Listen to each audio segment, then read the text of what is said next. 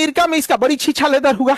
Jimmy Carter ने Ruhollah Khomeini से कहा कि हमारे डिप्लोमेट्स को वापस भेजो। इन्होंने कहा कि एक काम करते हैं, हम तुम्हारे डिप्लोमेट्स को वापस भेजेंगे, तुम हई रेजा पहलवी का जो कैंसर का इलाज कर रहा है इसको वापस भेजो, कर हम फांसी देंगे। तो दोनों में टसल हो गया। भैया कोई वापस कैसे करेगा, जिमी कार्टर की तो बेइज्जती होती। तो जिमी कार्टर ने क्या किया कि ईरान के जो 12 बिलियन डॉलर के एसेट्स थे, सोने चांदी थे, डॉलर थे, उसको सीज कर दिया। कहा कि नहीं, इसको हम फ्रीज करते हैं, जब तक तुम हमारे राजदूत को वापस नहीं दोगे तब तक तुम्हारा पैसा हम फ्रीज रखेंगे। ससुरा ईरान में और बवाल हो गया। कहा कि अब तो हम देवे नहीं करेंगे, आओ छोड़ा ले यहां पर। तो अमेरिका का घनघोर बेइज्जती पूरी दुनिया में। तो अमेरिका ने प्रतिबंध लगा दिया। कहा कि ईरान से जो भी तेल खरीदेगा, गैस खरीदेगा, व्यापार करेगा, उसको हमारी कंपनी टेक्नोलॉजी नहीं देगी, पैसा नहीं देगी, फंड नहीं देंगे, हथियार नहीं देंगे। तो अमेरिका ने ईरान को तोड़ना चालू किया। और उस समय से लेके 2026 तक ईरान के ऊपर अमेरिका ने इतना प्रतिबंध लगाया कि ईरान की पूरी अर्थव्यवस्था तोड़ दिया। लेकिन जिमी कार्टर के ऊपर दबाव था कि आप छोड़ाइए इन कैदियों को, हमारे डिप्लोमेट्स को वापस लाइए। मीडिया लगातार जिमी कार्टर से पूछ रही थी। तंग आकर जिमी कार्टर ने ऑपरेशन ईगल क्लॉ को बोल दिया, अनुमति दे दिया। 1980 में अमेरिका अपना का सबसे फेल्ड ऑपरेशन करता है। ऑपरेशन का नाम रहता है ऑपरेशन ईगल क्लॉ। 1980 इस ऑपरेशन में टोटल 6 C-130 सुपर हरकुलिस जहाज को भेजा जाता है।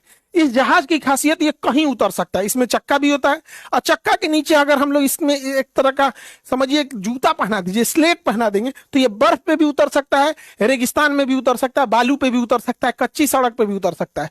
इसमें धूल गर्दा जाने का टेंशन नहीं, क्योंकि इसमें ना टर्बो प्रोप इंजन होते हैं, विंग्स बाहर होता है, तो अंदर कुछ फंसने का झमेला नहीं होता है। तो ये कहीं भी उतर सकता है, तो ये रेगिस्तान में भी उतर सकता है। तो सुपर हरकुलियस मिलिट्री जहाज 6 जहाजों को भेजा गया ऑपरेशन ईगल क्लू में। कुछ में कमांडो थे और कुछ खाली था जो बंधकों को वापस लेके आता। लेकिन याद रखिएगा 6 गो में से 5 गो लौटेगा, एगो भड़क जाएगा। आगे देखते हैं इसमें और क्या क्या शामिल था। तो उस समय का सबसे एडवांस और बड़ा हेलीकॉप्टर था MH-53 हेलीकॉप्टर। इस चलता फिरता 2 BHK का घर था, बहुत बड़ा हेलीकॉप्टर था, एयर रिफिलिंग कर देता था। 8 भेजा गया, 8। याद रखिएगा एक को वापस नहीं आने वाला है, एक भी वापस नहीं आएगा। अभी आगे मजा देखते चलिए यहां पर।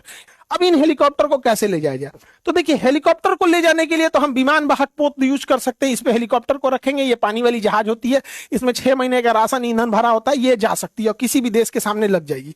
तो इन हेलीकॉप्टरों को USS निमिज पे रखा गया और USS निमिज ईरान के पास आके अपना लंगर डाल के यहां खड़ा हो गया। लेकिन ये जो सुपर हरकुलियस विमान थे, ये तो इस पे उतर ही नहीं सकते हैं, तो इसको कोई पास का एरिया चाहिए जहां इसे उतारा जाए।